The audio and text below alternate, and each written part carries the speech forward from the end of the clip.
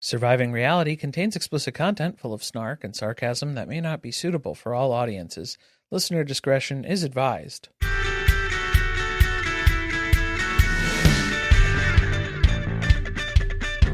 Hello and welcome to Surviving Reality.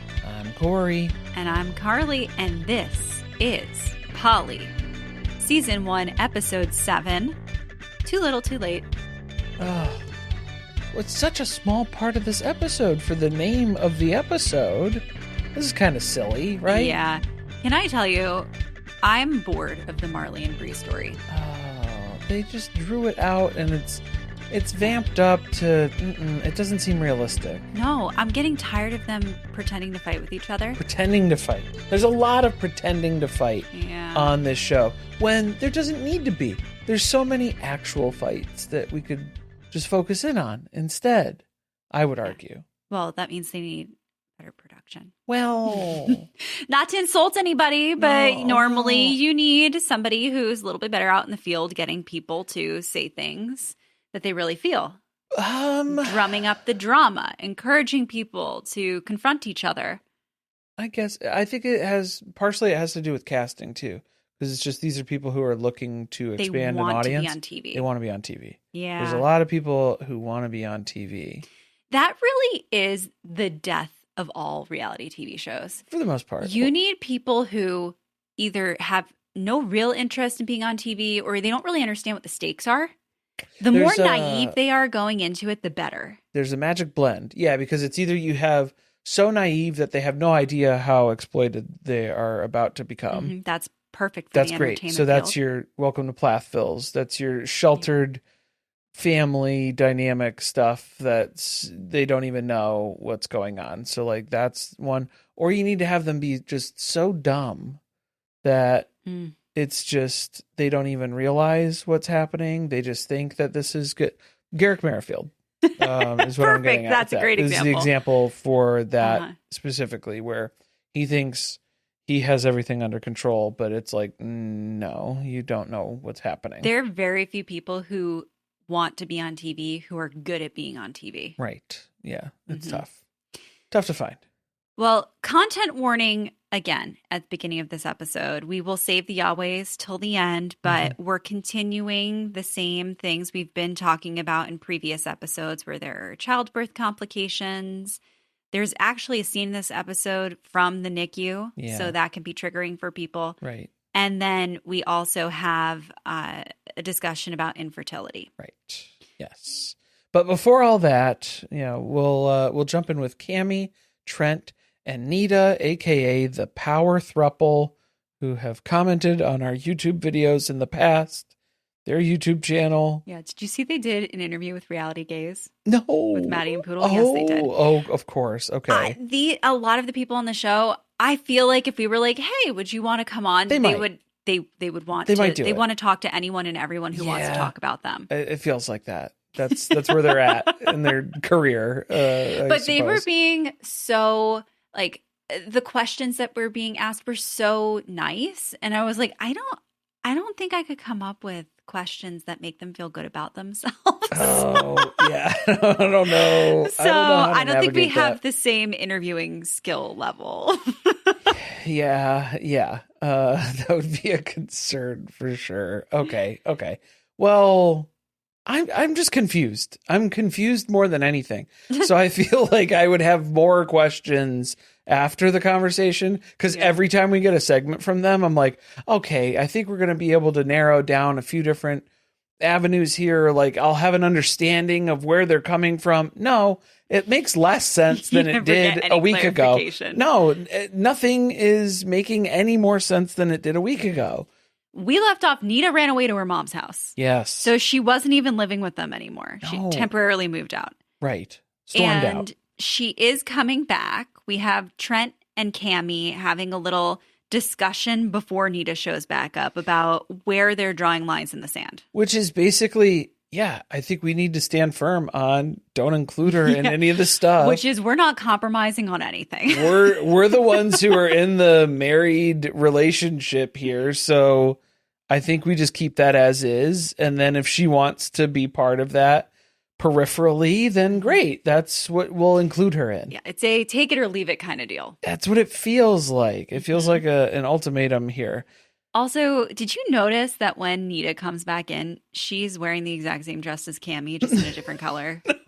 No, I didn't realize they were twinning again. I feel like they just have it's like a superhero closet where it's just the same outfits over and over again, where they just reach from. No, I'm just saying, like, I feel like they have. That was quite the comparison. It's a big shared closet of just, it's all this stuff. I'm guessing it's because Cammy and Trent pay for everything. So she orders something and she just gets it in another color for Nita. There you go. Yeah. Now you have one too, I suppose. Yeah, a mommy and me outfit, Since they do treat her like she's their doll. It's weird. I don't like it. I don't like either. this at all. I know a lot of people are finding Nita to be just as questionable, but she has her moments. Yeah. Well, what I don't love is that Trent and Cammy are like, hey, we're getting everything we want out of this. So we're content. So why don't you just like deal with that? Yeah. You're making just us happy. Learn to accept that so that we can be happy. Yeah. We can all be happy if you just. Oh, I didn't mean all of us. I meant just the two of them. Oh, okay. Well, I mean, we could all be happy if you just pretended to be happy. Yeah. Well, it is like polygamy then. Yeah. It's giving sister wife. I think they're bringing the religion into this, and it's like, just shove down all of the emotions that you have that are telling you that everything about this situation makes you unhappy. All of those lady feelings that you have, just simmer those down, okay? Yeah. Mm-hmm. Just leave that at your mom's house if you're going to come back. They want to lobotomize her, and then she would be perfect. If she had no wants or needs of her own to express. I guess that's the goal here. So they're not deviating from any of the plans. Mm-mm. They're not changing any of the plans for the celebration because we can't call it a wedding now. No, it took them getting to the point that the Browns got to within 30 seconds of talking about their commitment celebration to say we're not calling it a ceremony. Look, let's not say ceremony. Let's not say wedding. Let's not say bride. Any of the wedding words, vocabulary, just throw that out. We're not going to be doing that. We don't want that. That's a lot of yucky energy. It's going to contaminate the day. We don't want to do that. But I love that production was able to put together a little snippet, sepia tone flashback of show us the receipts. All of the times that Cammy and Trent have absolutely been referring to this in those terms. Cammy calls Nita a bride. And then Trent announces that he proposed to Nita. Yeah. And then they were talking about their... did they say wedding ceremony? I believe they did. Yeah. A lot of the things that they've said have added up to you are marrying Nita. Well, yeah. Which is why she is under the impression that's what's happening. Nita's marrying us. Yeah. We are marrying Nita. Because now they're like, whoa. We never said that's what we were doing. Just so that we're clear. Okay. So then from Nita's side, she's like, you guys said the stuff. It wasn't me saying that. I was following your lead. She's not wrong. She's not wrong. She was following their lead. And I think they were okay with talking about it like that until they weren't. Well, I think that they were okay with speaking about it as a wedding because they were thinking about the party. Okay. But all of the things that come with a legal marriage, they were not preparing to provide. Not that stuff. Yeah.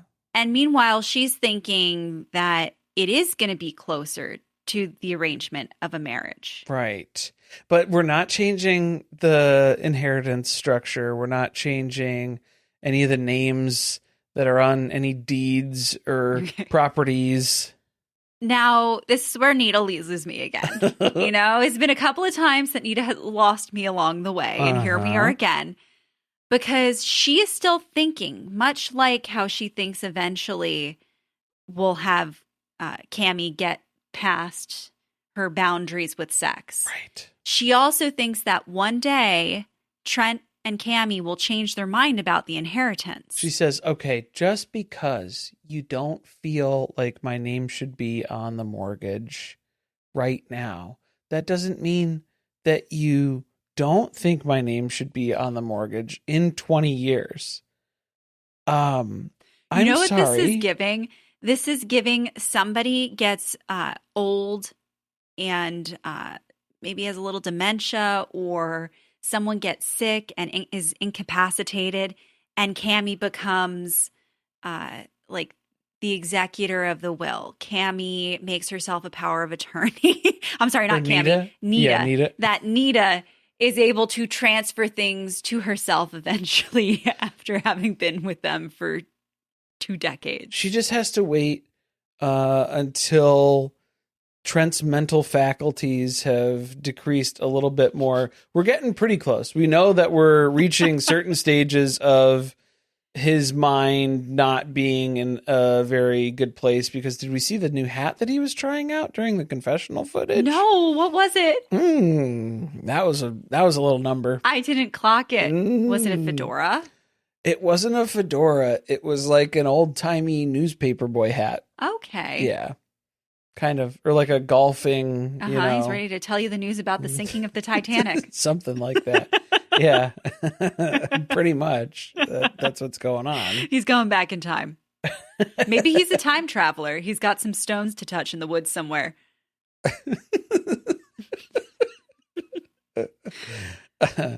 Read all about it. Yeah. It's going to be the very transatlantic accent sort of announcements, things that maybe that's where he came from. You're gonna you just like send him home. No. Yeah, I didn't like this train of thought where it's okay, just because they're not on board right now doesn't mean that they won't be, because that was exactly what I equated it to. The first time that Nita met Cammy was when she was like, oh, she's not into the lady stuff, but she will be. And okay, it's like, so that still haven't. Also should be a red flag for Nita. Yes. And it's not really a red flag because Nita's the one who has the toxic thought process here.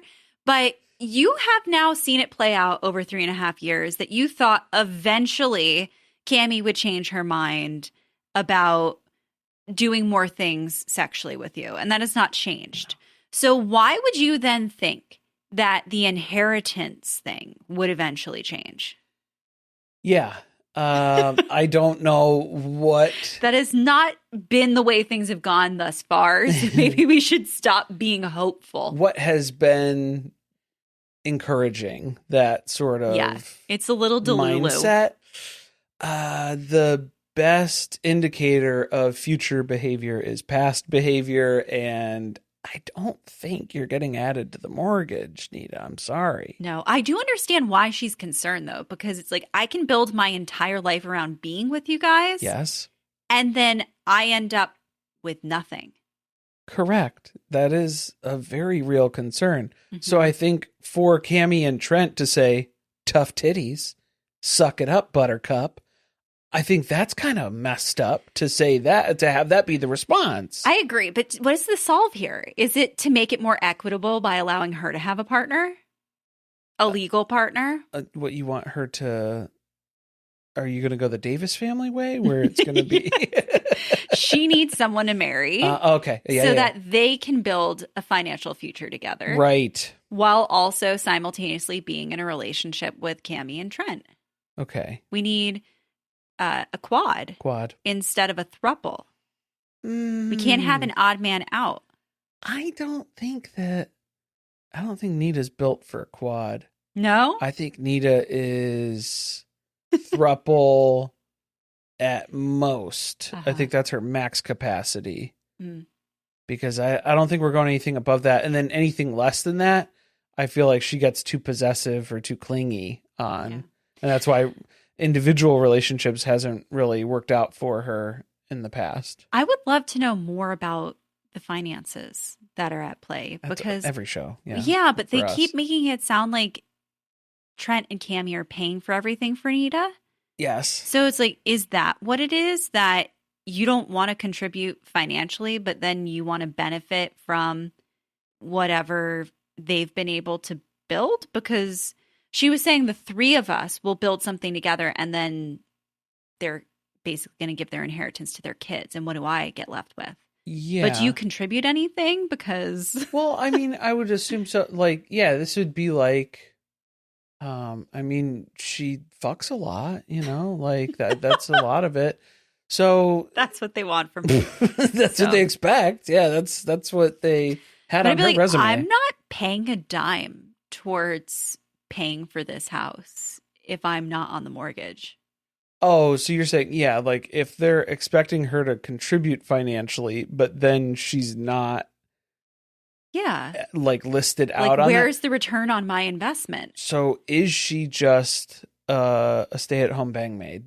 Yes. And that's what they're I do think that's what they want. as? And eventually they'll just dispose of her. I think that's the future. Maybe it'll be nice for a little while, but I don't think this is built for the long term. And they're protecting themselves the best that they possibly can, which tells me they either don't really trust her or they don't see this being a long-term thing where they all grow old together.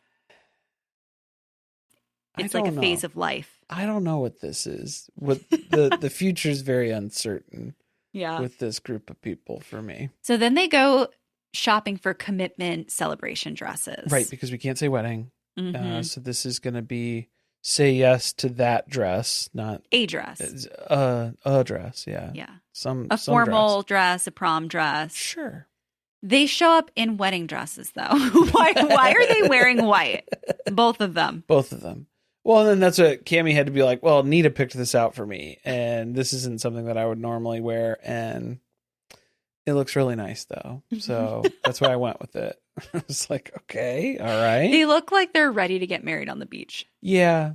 I mean, at the lake is where this is going to be, but it's not a wedding. And so they have to explain everything to the dress shop owner here, where she's like, oh, I think it's great. They're a truffle. They want 2 dresses. That's all I need to know. 2 dresses, done, sold, American. And I've done a lot of lesbian weddings, so like this isn't out of the ordinary for me. And it's like, whoa. Good thing she didn't say that in front of Cammie. Yeah. Whoa. Yeah. Cammie would have blown a gasket on that one. I think she would not appreciate that. Yeah. So they try 2 dresses on first. One's black, one's a champagne color. So they're staying away from the entire wedding aesthetic. Of course. And they're like, it's okay. It's not giving us the feels. For some reason, it does really feel like we should be in wedding dresses. Yeah. The dress, it looked nice for like a formal or like an evening thing, but not what we're doing. Mother of the bride. Cammie's was like funeral. Well, I don't know. It was a little va-va-voom for a funeral, so I don't know.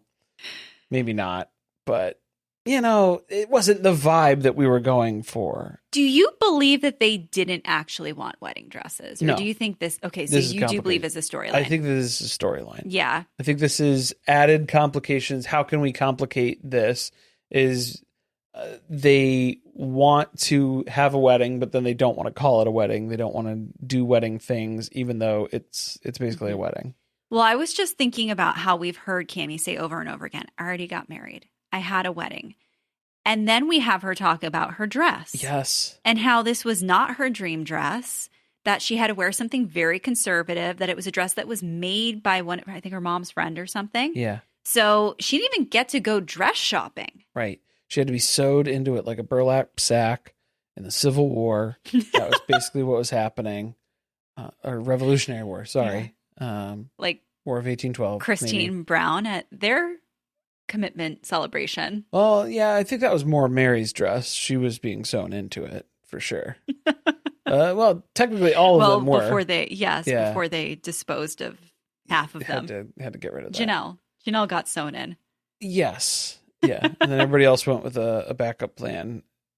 And Christine just kept adding fabric to hers. So yeah. Problem solved. Her costume. Yes. Not couture. All costume.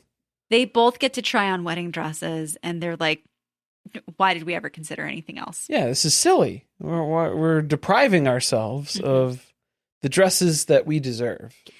I did enjoy that this show did not force us to do the formula that we're used to on reality TV, where we have to watch them try on 3 dresses each. Picking a dress. We didn't even bother with that. They just showed us a non-wedding dress and then a wedding dress. We just had the okay dresses and then the ones that we really like and that we probably should have went with. What happened with this shop owner and the champagne? What was going on with the champagne incident? She let Zoe open it. Okay. And she asked for help. She was calling in reinforcements. Did she shake the bottle up first? I mean, that had to have happened. Because, this was like a NASCAR race finish of champagne bottle where it just blasted everywhere. This poor shop owner, she took the brunt of it, though. Because Zoe, as soon as it started spraying, she steered it away from her. Tipped and it at all the woman. went on this poor woman. Yeah. This poor She's like, woman. you're lucky you're buying 2 dresses or I would have kicked you out already. That's why she was busting out the champagne because, she's making 2 sales here today. She's very excited about this initially. But then, okay, the conversation that we're left with, though, of them being so happy with this and it was such a great thing.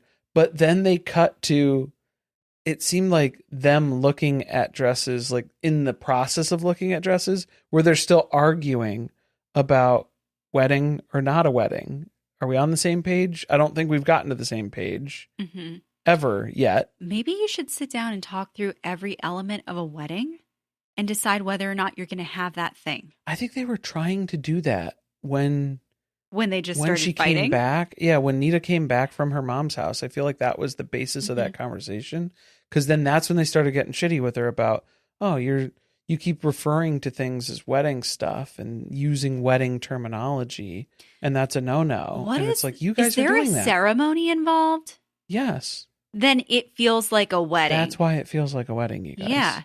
Just eliminate the ceremony. You're doing a ceremony in front of a group of people where you're merging. You're inviting your closest family and friends to declare your love for each other in a ceremony. Yes. And then you're going to celebrate afterwards. That feels like a wedding. That feels like a wedding and a reception. That's what it feels like. And that's why it feels like that. Otherwise, just have a nice dinner.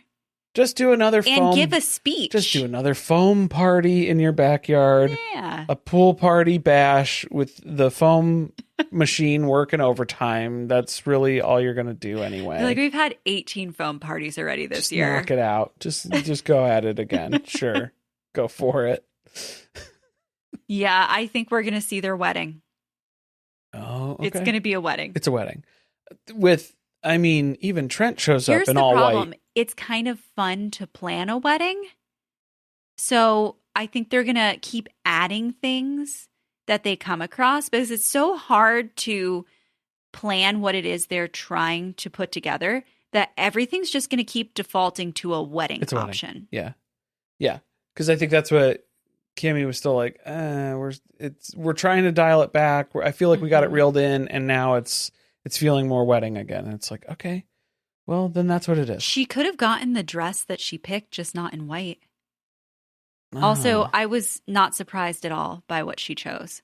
Yeah. That dress with the sheer cutouts around the corset. Oh yeah. I was like that was screaming Tammy's name. That tracks. They could have gotten them in an off-white color. I'm just saying, if you don't want Nita to think she's a bride, maybe don't wear matching white dresses. But I'm telling you, when Trent shows up in his Daisy Duke cutoff white shorts, white denims, and his white cowboy hat next week too. We did see a preview of that. I'm telling you. And they were like, look, we're going to dress up. It's giving too much wedding. You're going to dress down. Yeah. All the way down.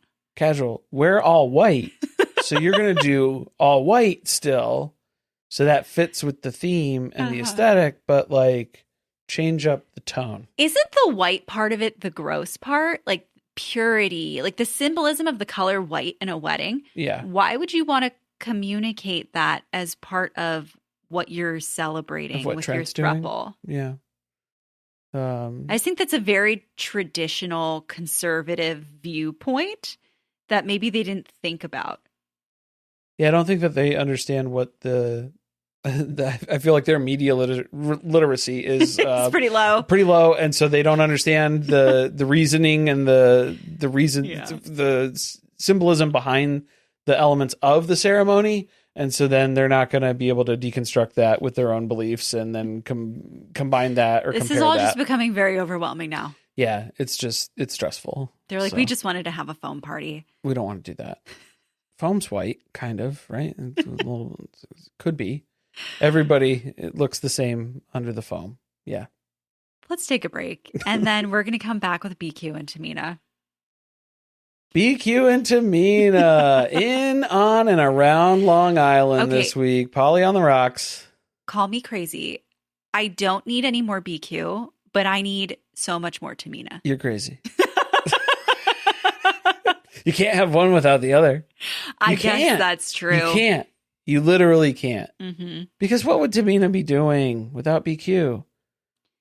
I think that it would be fascinating to have cameras follow her. You think that she would be getting her associate's degree at this community college campus that they've arrived at? Yeah. I think this is her first time on this college campus. She's trying it out. Yeah. She's waiting in front of a fountain, in front of a clock tower, I guess. BQ had to get lost. He was like, I also have never been here before. Yeah. No.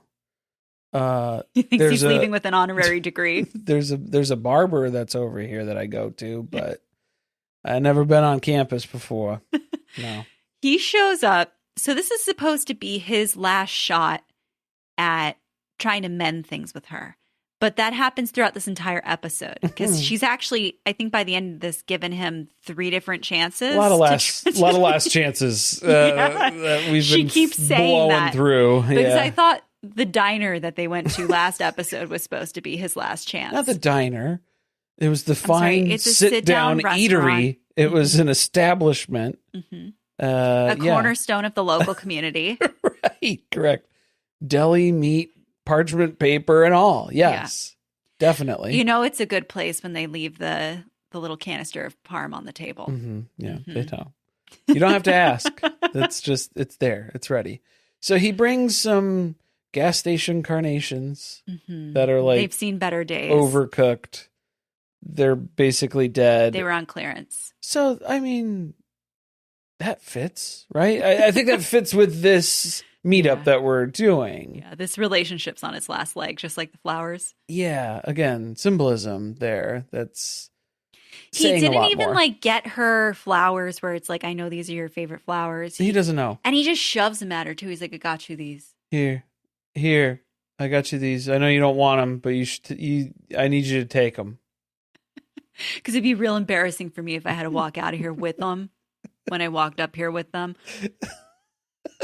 You know, there's a lot of 19-year-olds in the middle of algebra who saw me walk on campus with these. Yeah. I'll be honest, felt a little gay carrying them over here. I might have got a little gay. Oh, God. So I'm going to need you to take them from here. Yeah. I don't think that BQ is with the rest of us in terms of, you know, what's socially appropriate to say or not say. I think, okay, so when BQ is telling us that this is, you know, I just came here to apologize for the millionth time. Millionth time. Is that how you said it? He was struggling. I don't know what he was doing here. But that was what it was. And so this shifts. Why are you reminding her how many times you've had to apologize to her? God. Yeah, this is the apologies and how many chances I need. I need 1,000,001 because now I'm missing. Here's what happened this week. Are you ready? BQ went to go apply for some new residences and they were like, all right, yeah, we're going to need your security deposit. We're going to need your application. We're going to need your social security number, birth certificate, your history, proof of income, but all the stuff that they listed out. And he was like, hey, I don't do all that. I don't have that. Uh-oh. I feel like he went home and he's opening every cabinet and drawer and everything's empty. Gone. Yeah. It's all empty. The man doesn't know how to shop for food. No. He doesn't know how to order food in either. The only way that he ever has anything is he tells Tehmeena that he's out of something, and then it just gets replaced. Uh-huh. So now he's just lost. This man is wandering through life aimlessly, just picking he up... needs a mother. He's picking up bundles of flowers at random gas stations, convenience stores that he passes by, hoping that this will make up for all of the mediocrity in this relationship that he's provided so far. Yeah. That's basically what he's hoping on. He's just drinking a lot of Slurpees from 7-Eleven, and most of his meals are coming from Wawa at this point. Yeah, it's a struggle. It's not even Hoagie Fest, you guys. Like, what is he's hurting, okay? It's bad. It's real bad. Like, he's got indigestion. He can't eat any more lunch meat. No. He's got the gout. Yeah, pretty much. That's what's happening. Then he reads her a letter off of his phone. Oh, okay. This is a BQ original letter. Yes. Not ChatGPT or nothing. All right. He wants us to be very clear on the fact that this came from him. This came right from the heart. As he's clutching his vape in his other hand. He's got the phone in one hand, the vape in the other. And the entire thing is pretty much like, all you do is point out all the shit I do wrong. All you care about is negative shit. You make my life a living hell, and you bitch about everything. If you stop complaining, then things will be better for the both of us. Just pretend like you're happy, and then we'll be happy. Give me another chance. Give me another chance. Because complaining about the fact that you always just point out all the things I'm doing wrong. But you literally just said, as you walked up here, you're asking for 1,000,001 chances. Mm-hmm. This is your 1,001st chance that you're asking for. I'd be like, name one thing that you've done that has been positive. If you want to talk about the fact that I'm only focused on the negative things you do. My chlamydia test. Passed. Positive. That's not the same. That's what I'm saying. Yeah. You're asking him for what he has contributed. Think it is. What he has contributed positive-wise, he has tested positive for a lot of sexually transmitted diseases in this relationship. Yeah. That is all of his positivity that he has contributed. So I can't believe that she ends this by saying, I'll think about it. And I'm taking the flowers. There's a lot to be said about Tehmeena's character to not just go, please leave me alone and don't ever talk to me again. Mm-hmm. Because she finds this endearing. This is the part that she loves about their relationship, is when he tries to... The groveling part. Yes. Yeah. Yes, she loves this part of it. Was she wearing her finest leopard print here, or was this when she goes to meet up with her friends for food? She wasn't wearing much. I'm sorry. I had a flash of it like it was an intrusive thought of that butterfly top with the strings coming off of it. Whoa. Okay, yeah. So she was wearing her finest animal print on the college campus. Correct. Which is just a cultural norm here on Long Island. Yeah. But now we're going out to dinner in the butterfly sling. Oh. And the white pants, or like, not white pants, they're like Tin Man pants. I'm really hoping that she doesn't have a BBL and that this is just padding that she's putting in. You think that this is permanent? It's looking like this is installed. Why do people do this to themselves? I don't know. Like, I understand wanting to have a bigger butt, but this is... The proportions, the way that it is positioned is so unnatural. It's concerning. Yeah. Yeah. Like, I feel like she must be tipped forward at all times when she's sitting down. Yeah, because this is what Larissa E. from 90 Day Fiancé, where it was like her whole body transformation journey was like, I want to be blow up doll, sex doll. And it was like, blow up dolly. Oh no. No, dude. I think Tehmeena's been to the same surgeon. Yeah. Well, I think if you go anywhere for plastic surgery long enough, you hit this stage.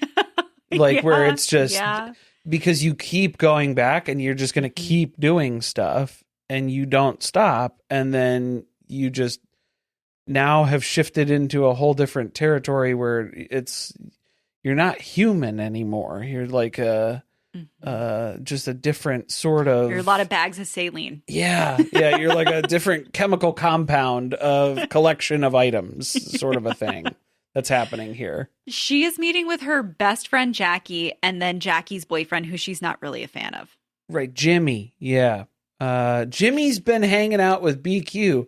He's been buddying up with BQ since the breakup, mind you.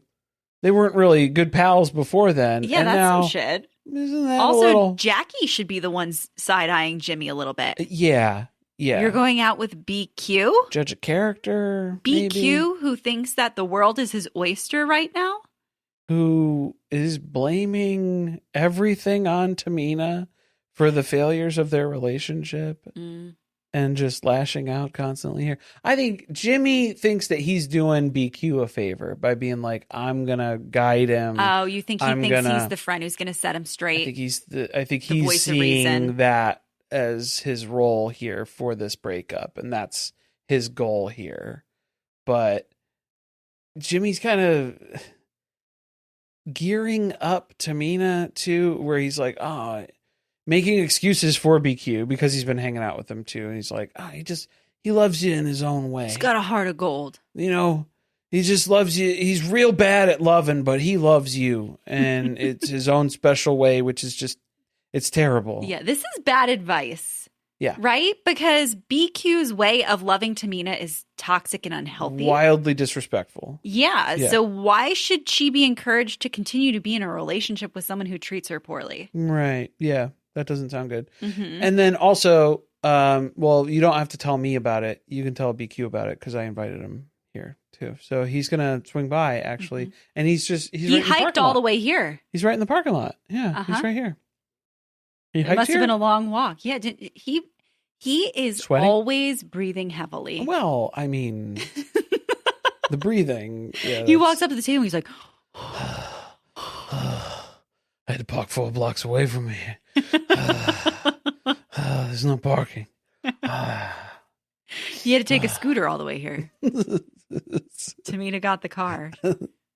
What, there's no palm on the table? How am I going to get my heart rate down now? He's stressing out. He's getting nervous. He's getting fired up. He does notice that Tehmeena looks different. She's taken her contacts out. Contacts are out. Mm-hmm. Yes. Which I think she took her contacts out and gave them to King Yahweh. I had the same suspicion. Okay. Is that she mailed them to Orlando, their Florida. 1-800 contacts order got mixed up in the mail. And I don't know if that guy knows that that's what he's walking around looking like. Yeah. I don't know. She does look so much better without the contacts. She does. And I wish we could just roll back, 5 to 10 years of cosmetic surgeries overall, because then the photos that we've seen of her too, where it was like, oh my God, she was so beautiful. She was so beautiful at that time. Just there's a thin margin of error that can happen. It's and just everybody looking goes a little by artificial now. Everybody goes past the line once you're doing that many. Darcy and Stacey did the same thing where it was like they looked great in that one spot, and it was like there was one season that was peak Darcy and Stacey. You needed to cash out and never go back. Never go back. Mm-hmm. But then they were like, I bet I could do it again. And it's like, and then they found out how inexpensive it was to get surgery in Turkey. No. Yeah, that's the downfall. Mm-hmm. That's the beginning of the end. And they scheduled all the flights. Next day, they were out of there. That's it. They start fighting about this voicemail that we heard about last episode. Yes. Yeah, the alleged voicemail that was leaked to Tehmeena, even though I'm not totally buying that. I feel like this is just something that she had on her phone. Just the different things of what is he talking about is just how great it is being inside her. And you know what? I have a really hard time understanding. I needed captioning. A lot. Yeah. It was a lot of it was very difficult to comprehend. Yeah. Again, the breathing, the mumbling, It's all in there. It's a lot of that. She ends up throwing her drink at BQ and storms out, and Jackie follows her. Right. Yeah. And this is where Jimmy was like, like going over play by play of like, see, this is what you always do. This is your toxic cycle that you're stuck in right now. Is when she comes at you, she lashes out at you with the things that you've done. And then you got to double down and you got to throw it back at her and you're Jimmy insulting. thinks that he is a couples therapist. He thinks, yeah, he's taking this to a whole other level where he's like, I'm the emotionally mature friend who will be guiding you back into this relationship with a newfound appreciation. No. No. She's done. That's what she says. This is the you think they're sixth done? time she said I'm done. You think they're done? No. I don't think we're done. I don't think it's I done. don't. I don't see it. I'm not seeing it. I bet you we're going to get whiplash in next episode. They're going to be like, we're happy together. Yeah. It's going to be like we moved in. 3 weeks later. We moved in together. BQ moved into her brand new nice apartment. It's Hoagie Fest. Wawa has pizza. Yeah. So it's good. Things are good. Marley and Bree will take about 30 seconds to talk about. Marley and Bree, what was this? I don't know why you would name the whole episode off of this. Yeah, this was seriously like 5 minutes of content, maybe? They showed a scene where they were like having Marley look at her divorce papers. Yes. And she's putting them in the envelope like she's delivering DNA results from Maury Povich. Right. And you are not the father. And then it just went to commercial. And we came back and there was about 45 more seconds of a scene with them. What is happening? Yeah, so the delivery takes place here. Marley takes the signed divorce papers and then hands them off to Bree, and Bree's like, cool. What is this? What? This is too late? I feel like she was worried at first that maybe Marley was serving her with papers to move out of the pool house. Oh, right. Yeah. It's an eviction notice. Yeah. Could have been. Maybe. No. No, it's just these divorce papers that she's unimpressed by. Too late. I've been asking for 2 years. And you didn't listen in any of that time. So okay, it's funny how too late is the day after she signed them. Right. Yeah. Like you were fine to live in the pool house this entire time. Uh-huh. But now you're saying that you're packing and leaving for LA. Yes, going to LA. Changing everything that we've discussed so far, and that, yeah, this is not what I'm interested in doing anymore. I'm going to go do my own thing. And now that you're divorced, maybe was that the play this whole time? Bree's been trying to get Marley to legally divorce. And so then that way, I don't know, does that break up something with their social media accounts? Or I don't know. I don't know what the goal is here of... Well, none of this makes sense. Dropping, just completely losing interest the second after the whole thing that you've been fighting about for 2 years finally happens. Mm-hmm. I don't know if Bree was just unimpressed because it was like, well, the whole thing was Marley was pushing for an engagement, and then that still hasn't happened, where it's like, well, that window's gone now. Is Bree going to go shopping for an engagement ring in LA? Oh, is that why she has to in LA? Is that what's going on? I don't know. Maybe she's got a speaking event to do out there. I don't know. You've just been watching too much Little People, Big World. Yes, we have. By the way, Little Singles on TLC. Oh, that's fun. Very good. That was good. That was a good time. Yeah. Mm-hmm. We flew through the first 3 episodes. And so that'll probably pop up on our monthly live for July. Yeah. We'll talk about that. But if you're looking for something else to watch. It's a good show to just, that only started a few weeks ago. It's pretty easy and quick to catch up on.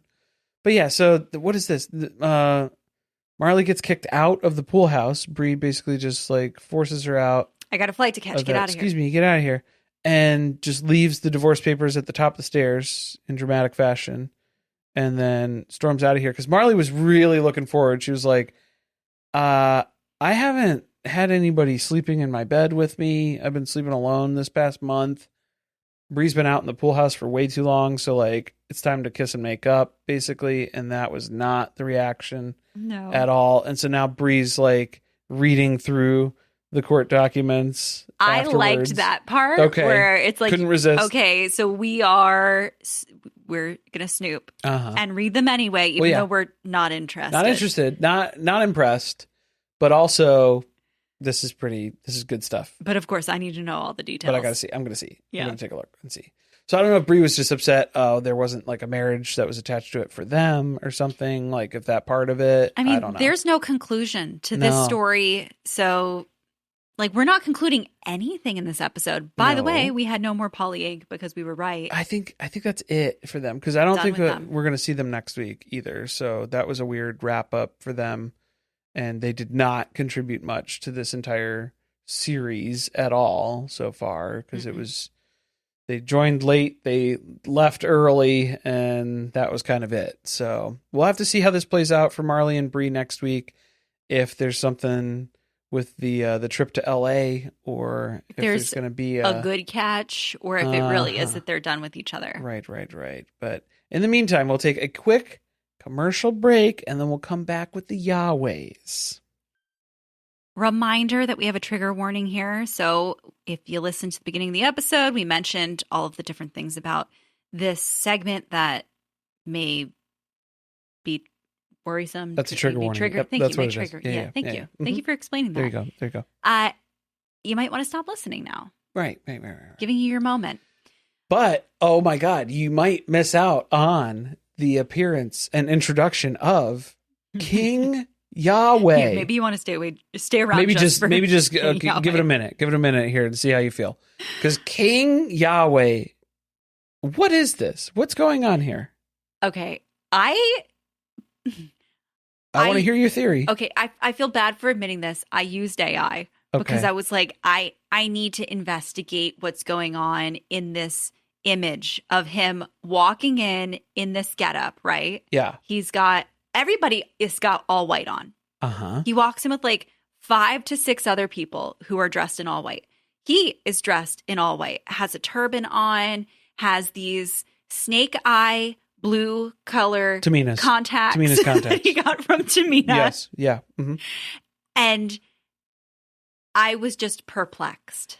I don't know what this is. Is this a religion? Is this a cult? Is this a movement? Is this a... of course they say they're not a cult. All cults do. Yeah. No cult is like, every cult we're does. proud to be a cult. Yeah, we're culting. Yeah, that's what's happening. Yeah. And no. But from what I understand, so he is Is he God? Is he a prophet? Is he... What is he to these people? He leads the kingdom of Yahweh.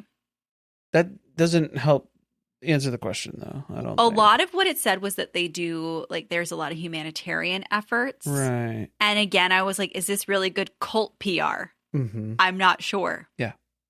But he's a real person, and this is an honor. Yeah, a lot of cult leaders visiting them. are real philanthropists, too. And then especially when he was like, oh, you guys have a show? You're going to have cameras there? I would love to get the Kingdom of Yahweh some exposure on TV where we talk about how we're just all about love. Here, I'll tell you the weirdest part of this entire thing. Everything that you've just described, yes, those were all things that happened and took place. None of that was too far out of the ordinary for me until when they walked up to the door and they knocked one time on the door. It was not a tap, tap, tap or a dot, dot, dot, dot, dot. That sort of rhythm to it. It was one singular knock on the door. And Maybe then that's the Yahweh knock. Is that the Yahweh knock? He knocks once. He's standing at the door of your heart. I feel like someone's going to know a lot about this and leave us a comment somewhere. I feel like there's going to be a Netflix documentary about this in a couple of years. Yeah. And we'll be sure to cover it when it does come time. So he is here to support them as they are going through their experience with Yahweh Miracle. Right. Which is basically just to say, you guys are doing a really good job. And we love you. And we're here for you. And we're thinking about you. And you go, girl. And the night's always darkest before the dawn. Mm-hmm. And, a lot of platitudes. Yeah. And I'm not here. No, you're... What was it? It was another one where it was like, I'm not here for you. You're here for me. No. You're not here for me. I'm here for you. I think, or something along those lines.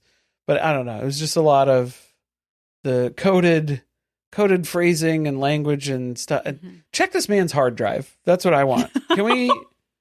I'm concerned. I was hoping, like, is there going to be a big check at some point? Oh, you want a big Yahweh check? Yeah, I thought this was like Publishers Clearinghouse. Uh-huh. That he's going to show up with a check to help pay for Yahweh Miracle's medical bills. That the kingdom of Yahweh wants to support its own. No, that's not what that's about. Instead, he's like, no. I'm going to get back into my large Suburban. I'm sure it's a Wagoneer. Everybody does have a Wagoneer on this show. Madi's mom rolled up in a Wagoneer. Yeah. All of them. I don't know what it is. You think it's a production car? No, because these are different places. Yeah, but could they have filmed them at different points in time? I guess, but then that would be weird though. And that's the third group. Yeah. There's a lot of Wagoneers. A lot of Wagoneers. So maybe it's just a Jeep thing. I don't know. Just a lot of people living polygyny and polyamory with Wagoneers. It's like lesbians with Subarus, It's just like, yeah. Hey, lean some into things it. just come naturally. Yeah, it just makes sense, Yeah. Any other thoughts on him? No, or this visit? Just check the hard drive. Yeah. Okay. On the way out. Now we have another visitor joining us, Madi's mom. Yes. And we learned that her name used to be Madeline Marie. You're right. Before she joined the cult. Nation of Yahweh. Yeah. I like that her mom must have been encouraged by them to say, hey, I used to think that maybe this was a cult. I used to. She never really said, I don't think it's a cult. She just said, I want to make sure I still have a relationship with Madi. Yeah. So I'm trying to be supportive. Okay. Here's the weird part. Because the worst thing is for a person in a cult to be isolated. Right. Worst part for me, though, red flag, danger zone here. This is the first time that Madi's mom is meeting Yahweh Poetic. Yeah. This is the first time that Yahweh Poetic has ever met anyone from Madi's family. That's weird. Odd. That's not normal. That's a little unusual. I agree. Say. Yeah. And I feel like it's only because they're filming the show. I feel like that's a big part of it. Yeah. I think they were like, can somebody have a family member come visit? And they were like, well, will you pay for my mom to come visit? Because I haven't seen her in a couple of years. I guess. And they're like, okay. Sure. And Poetic was like, I guess I'll meet her. But only if we can convince her that this is totally not a cult. Well, everybody's here because they want to be here. Nobody's held hostage. That's what they tried to tell us. Nobody's here against their will. It's everybody's free will to be here. Where have we heard that before? Every other cult. Every single one says everybody loves to be here. Everybody. Yes, of course. Of course they want to be here because this is what they know. This is all they know now. This is it. And I do think that Madi is in a different situation, like a better situation than the others, because she hasn't had a bunch of kids with this man. Right. I know that that's something that is upsetting to her at this point, but it's like, you're able to leave. You could. That's a reason why a lot of women in these types of environments don't leave. Right. Is they feel stuck because of, it's all the kids. Or they need the support, whether that's just the support from the other queens, or they need it financially, or they don't want to leave the father of their children. Right. Like it complicates things. Yes. So she could still have like a clean break here. I feel like that's kind of in the back of should try. A lot of people's minds too, though, is where that is concerning. Where it's like, oh, okay, yeah. We haven't found the thing that's really got her to be stuck here yet. Yeah, and like maybe we should try to push that topic a little bit more. So then that's what they're like, hey, let's go visit an IVF specialist because we've been trying for 5 years. I mean, trying, I guess. Technically trying. I don't know. I mean, they didn't get into the specifics of it, but I'm thinking that I'm just saying they're not using any form of birth control. Right. But I'm just saying like the amount maybe is probably not like trying. I think it's just kind of not in the Yahweh Krystal sort of realm of, attempts. You don't think we have a per Nikki week. from Big Love situation where she's texting and she's saying, I'm ovulating, now come run over. Right. It's my night now. Yeah, while secretly Maybe taking Madi birth should control. try that. And I'm not saying she's just on Krystal's nights. And you I'm not happen to be ovulating. No, well, it's every night is Krystal's night, I guess. So that's true. tough to beat too. And I'm also not saying that she's doing the Nikki storyline thing of Big Love where she's secretly taking birth control while she's trying to get pregnant. And it's like, well, no, you're not, because this is just you're trying to work your way in on the schedule more is what's happening here. Yeah, it is kind of like when Mary and Cody went to go see somebody for they went to talk about IVF as well. And they were like, yeah, no, we have sex. Yeah, we do it. And then the truth was they didn't really. No. Historically, they had. We've done it before. We know how to do it. Like, that's not the problem. I do feel really bad for her, though. Like, this whole thing is just, I mean, it's hard. It's expensive, which is what they eventually find out. Yeah. They obviously have Yahweh Miracles medical bills that they need to consider, plus all of the other people who live in this household. And there's a lot of people. But the thing that triggered me was when Poetic was like, I'm not the problem. I have 14 other kids. But he used the word problem. Yeah. The problem. I don't have a problem. I don't have the problem. And then the guy was like, okay, 40% of the time it is the guy. So like, clearly if you guys are having some issues, it could be both of you. Like, that's why we're going to test both of you. Because it could be. You never know what it could be. Just because she was able to have a kid with somebody else in a previous relationship. So I don't think the problem is her either. It's you guys. Is not a word we should use. This is what I'm saying. If that's the term that you're going to throw around here. Yeah. I would say there's a compatibility issue with the fertility that's taking place here, because there are many compatibility issues between these two people. But what I'm saying is, like, yes, because there's something going on that needs to be fixed. Able to have children with other people, but you're struggling to have them together. Mm-hmm. So I would say that this is a shared responsibility then.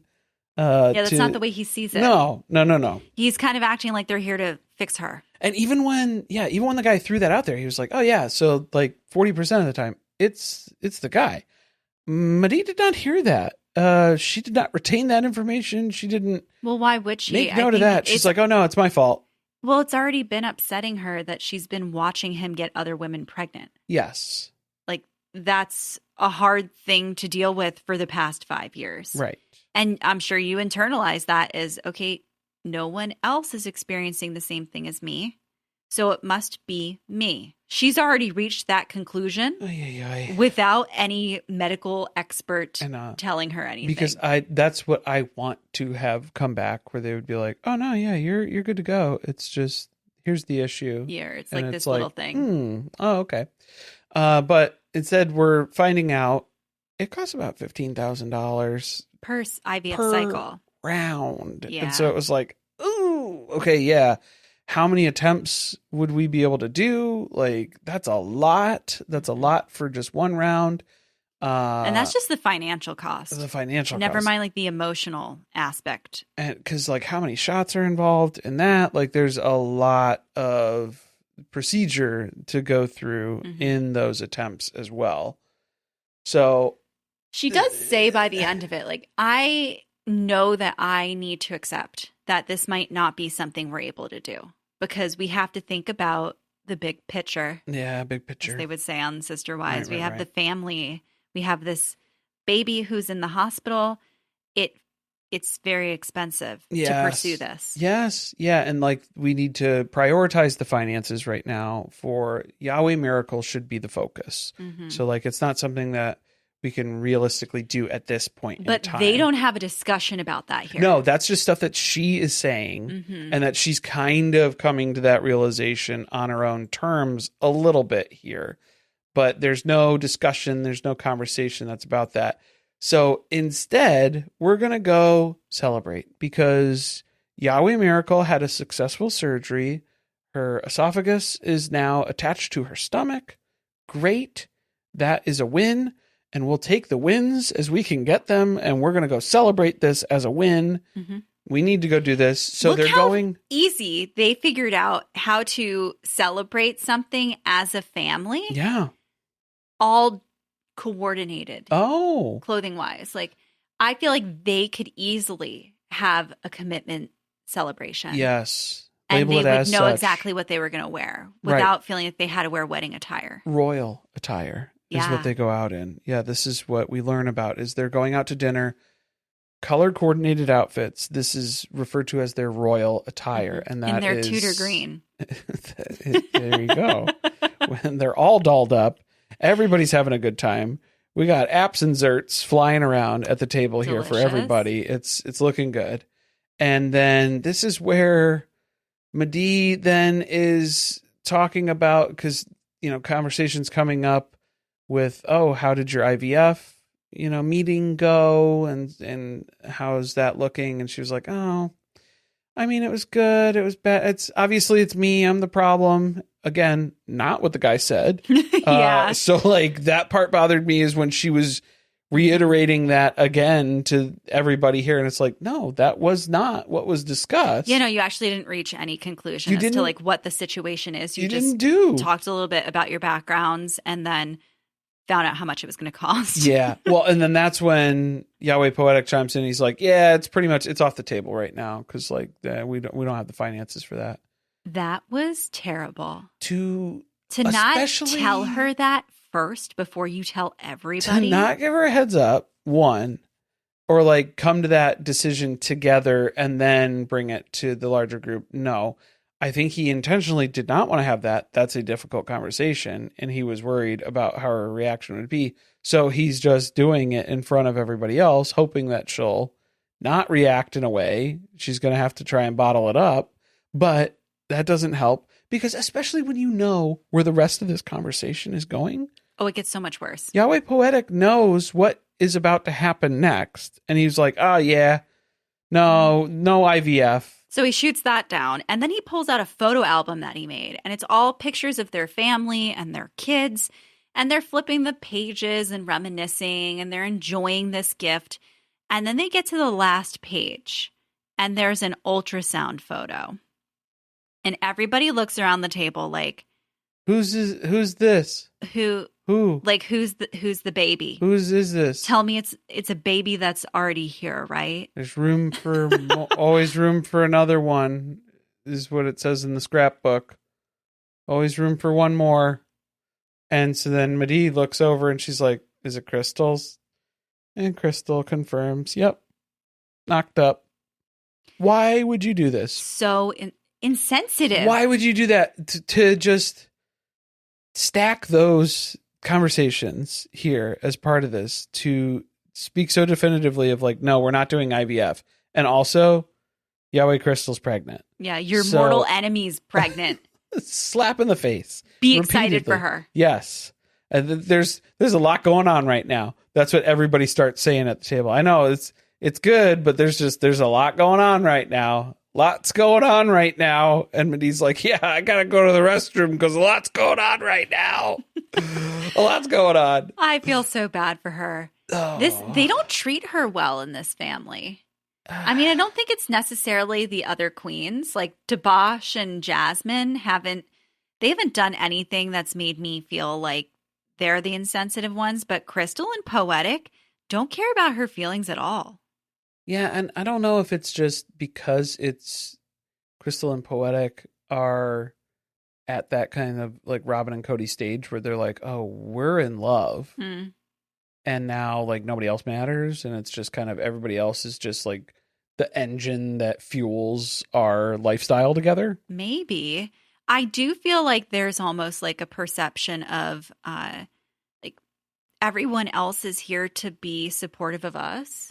And they should be happy for us because this is the structure of our family and this is how things work. Yeah. And it's going to be that there are going to be other queens who get pregnant. And you're just going to have to be happy about that because they're your children too. Right. So as Yahweh Krystal, when she was complaining last week, where it was like, oh, I have to dampen my excitement for being pregnant because that upsets Yahweh Madi. Mm-hmm. And it's like, well, yeah, okay, just the same way that Yahweh Madi is not able to do IVF because we now have a baby, an infant here who has a ton of medical issues, and like that's the focus of our finances and the medical stuff that we're trying to do.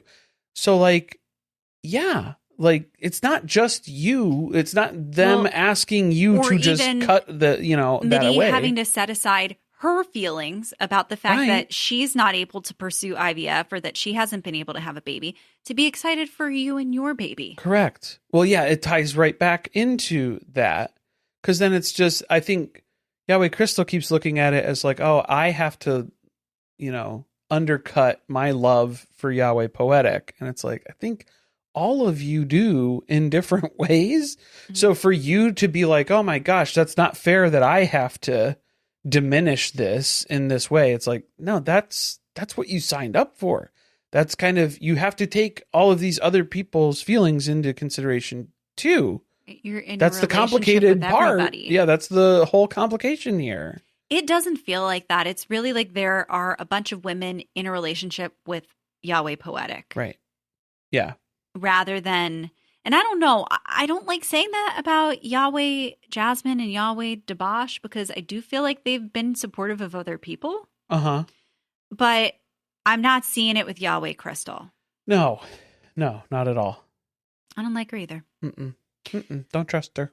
Next week is the finale, episode 8, and we're going to see Yahweh Madi's decision shocking the queens. Oh, boy. Decision about what? Whether she stays or goes? Because she doesn't get a decision about IVF. The decision's already made. Was it? Yeah, I guess. I mean Poetic made it sound like it was. Sounded pretty definitive. Trent gets cold feet at the throuple commitment ceremony. Ceremony? I think he was scared. Yeah, ceremony. No, it's supposed to be a celebration. Oh, right. Ceremony sounds like wedding. Nita unleashes on Trent and Cammy, which that's what I've been waiting for all season. Is that I want Nita to pop off on these people. Tehmeena stuns BQ. That's not good. Why are we interacting with? I hope so. Why are we interacting with BQ anymore? Stop. Yeah, stop. And Bree packs her bags. That was a tongue twister. And Marley gets a big surprise. Yeah, I'm telling you, it's an engagement ring. Bree packs her bags. And then I think Tehmeena stuns BQ. It's because she takes him back, and that's what's going to stun him. Because they've been together the whole time. This has just been a reenactment of their greatest hits of how they've broken up over the years. And then they just have to keep replaying it for everyone. It's been a ride, hasn't it? I guess so, yeah. Getting to the end here. Almost to the finish line, which means we got to figure out what's next here. If you have suggestions of what we should recap, we are heavily considering Married at First Sight Seattle, which airs on Peacock. Remember, it's the Peacock version of Married at First Sight. It's not the crappy Lifetime version. No, they bought the show from Lifetime and they were like, let us polish this turd. We're fixing the problems. Yes. We're fixing the problems starting with... And they did. All of this. So yeah, the first rendition of that on Peacock was very promising. And now I can only get so erect because they have fired Pastor Cal. They have fired Dr. Pepper. Yeah, they were the last two relics from the old show. Oh my God. So I am pretty much all in on this season, I think, at this point. We have screeners, so we'll try to watch a few episodes before next week. Not that we can tell you about them, but just if it's good. Yeah, if it's still not on par. good, we won't do it. But if it's good, we'll tell you guys that we're committed to it. Oh, yeah. Maybe we'll have a commitment ceremony of our own. Celebration, not ceremony. If you've been enjoying our recaps, leave us a review. Hit the 5 stars. Subscribe, whether you're on YouTube or you're listening on Apple Podcasts or Spotify, wherever you are that you are listening to this podcast, or maybe you're watching it on Patreon. Don't miss the episodes. You can write your own vows to the website, to the podcast in your review. So if you're leaving a 5-star review, just throw in some words, but just try to avoid as many wedding phrases as possible, because that's very upsetting, personally, deeply upsetting. Yeah. We've already had a wedding, so we don't need another one. Yeah, we're not looking for all that, but like, if you guys want to leave some positive reviews, positive vibes there, just be careful with the words that you choose. Thanks for listening. See you next time.